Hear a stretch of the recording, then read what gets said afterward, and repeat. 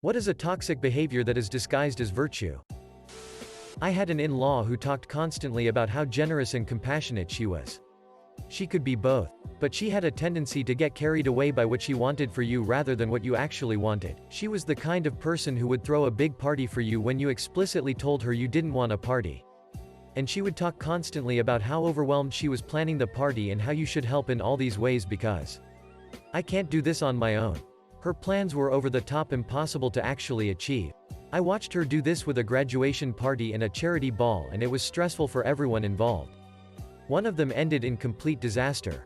Doing things for others is not a virtue if they don't want your help and you constantly ignore their input. ETA. Wow, this resonated with a lot of people. I am somewhat comforted. Thanks for the awards. Mum says several people on her Facebook are angry that they were told their services weren't needed when they signed up to the town's volunteer service to help folk during this crisis. We had an amazing number of people come forward. They're mad because they want to help and do their bit. And honestly, she realized so many of them are the ones who do charity drives and stuff like that just to show off how much of a hashtag good person they are and to have others praise them for being a hashtag good person. The ones we know who are helping are getting on and doing it. Odd picture or post, but certainly not what these people would be doing. Supporting a person to a fault. In other words, being an enabler. When people get involved in and regulate other people's relationships, they try to act like they're helping, but they always make it worse.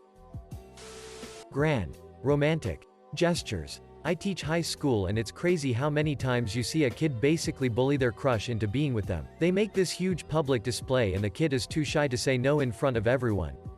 It's embarrassing and distressing for that poor kid. Overstudying, overburdening, and excessive academic anxiety. Self-doubt does not make for a dedicated pupil, but an unbalanced and miserable human being. If you're willing to do something, you must be the best at it. Now how screwed up does that sound? People saying they did stuff that directly affects us without our permission for looking after your best interests. Self-sacrifice. Sometimes sacrificing some of your time and energy is important. But you've got to remember that if someone or something is important to you, it doesn't mean you should cut pieces of yourself or burn yourself out for it. It goes double if you're caring for someone, if that something or someone is that important to you. You need to make sure that the support you're giving remains consistent and sustainable, and doesn't take you out. We often forget that in many cases, when you're caring for someone, that person's well-being is also tied to your well-being. And if your well-being suffers, that person you're caring for will suffer too. And if they're worth caring for, they'll notice that you're suffering. And that won't be great for them too. The workaholic. It's fine to work hard at something you love, but not at the expense of everything else. Persistence in relationships. It's always sold in rom-coms and in relationships. But usually your persistence is a complete lack of respect for other people's boundaries or holding on to things that aren't working out. When you tell people about how you're feeling, to vent, or when they ask how you're doing in general, and they one-up you to make you feel like you don't get to feel tired or sad or stressed, etc., cause they're clearly having it harder than you are. I was tired from school and work one day and I told my old roommate that I was feeling a little tired. And he hits me with, "Oh, you're tired? I only had 5 hours of sleep and I had to wake up early this morning cause I had PT." He's in ROTC. People that do good deeds so they can brag about it or use it to their own advantage. Look at me. I'm such a good person. I do all these nice things. Not because I wanted to be a good person or anything. Nope. Just so I could tell everyone about all the good things I do. Repeatedly. Like all the time. Because I'm a good person. Remember? Hey, by the way, could you do me a favor? Telling kids that they are so different than everyone else while implying that they are somehow better. The actual healthy thing to do is to stress that everyone is unique. And the kids' natural gifts make them who you are, just like other kids. Gifts make them unique. Working for exposure. This one gets me because companies use it as an excuse to not pay someone or not pay them the amount they deserve. They claim exposure is your payment. But last I checked, exposure doesn't pay the bills. The entire "I have strong personality" kind of people. The rise and grind mentality. Saying if you're not working towards something, you're wasting your time. It's important to take time to just relax or pursue a passion without monetary gain. But society as a whole has deemed this as wasting your time. Family comes first. I grew up thinking that I had a very close extended family until I realized just how shitty and miserable most of them were. I have cut them out and feel so much better about it. That kind of hustle culture where successful people give motivational speeches, or more often Instagram captions, where they say stuff like, "If you're not succeeding, you're not working hard enough," or, "We all have the same 24 hours. We don't all have the same 24 hours. If you have kids, subtract a couple hours. If you have kids without a live-in nanny, subtract a bunch of hours.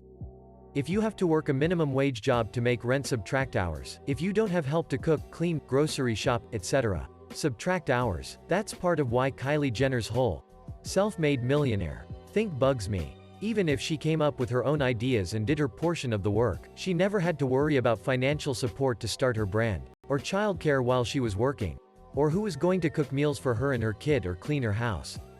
Her lip fillers alone, which are a huge portion of her brand, can cost up to $2,000 a pop.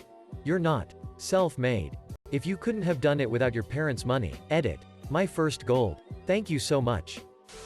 Toxic positivity, i.e., people who try to find the good in everything.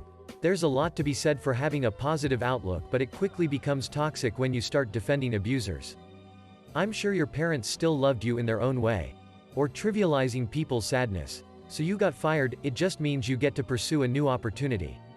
Sometimes the appropriate answer to a situation is to just acknowledge that things suck. Corporate passive-aggressive behavior. Yes, you're saying all the right things and everything checks out if read back on a transcript. But you and I both know you've simply found a way to abuse the rules for your own gain. People who say, "This is just the way I am, if you can't handle that, oh well." Like, no, you're wrong. I understand to an extent that if people don't like you for being yourself, they can go fuck themselves, but if you are a person who seriously does not know how to speak to people or are just rude in general and claim, "That's just how I am," you're wrong. People need to know it is not okay to be rude or obnoxious and that you should be able to know the difference of being yourself and just being a dick. Always being busy and constantly working hard. I have family members that call me lazy because I've created a life that doesn't revolve around constant grinding, constantly being busy, getting up at the crack of dawn, always complaining about being tired, regularly talking about how there's just not enough time to do things they enjoy, all as if it's some badge of honor. Being the supportive friend, significant other who will never say no even if it's a really bad idea. "Kindly let me help you or you'll drown," said the monkey safely putting the fish up a tree. Alan Watts. People who record themselves doing something nice for someone in need. I'm all for helping people, but the minute you bring your own camera crew it loses all meaning. People that say they're always 100% honest and aren't afraid to speak their mind. It's definitely useful when needed, but all the time just makes the person seem insufferable and rude. Being offended on behalf of another person without knowing or wanting to know their opinion. Unwavering loyalty. No, sometimes people don't deserve it, and you shouldn't be ashamed to let them go. Constantly being so quick to call people toxic just because you had a fight or disagreement and you don't like it. Obviously, if someone truly is abusive mentally or physically, then sure, I've cut a few people out of my life too. But the culture we have created has people cutting each other off over everything. No one learns loyalty, conflict resolution. No one is allowed to grow. Also, too many people have become too proud to acknowledge their wrongs and say sorry when they need to. Everyone needs to relearn how to 1. Resolve conflict in a mature and rational way. 2. Forgive each other. And 3. Apologize for your own actions. People that are always worried of you, but they are just expecting the moment you make a mistake or be under a bad situation so they can feel relieved their lives are better than yours. Woke companies. They are literally just trying to sell more shit by piggybacking onto whatever is the cause of the day.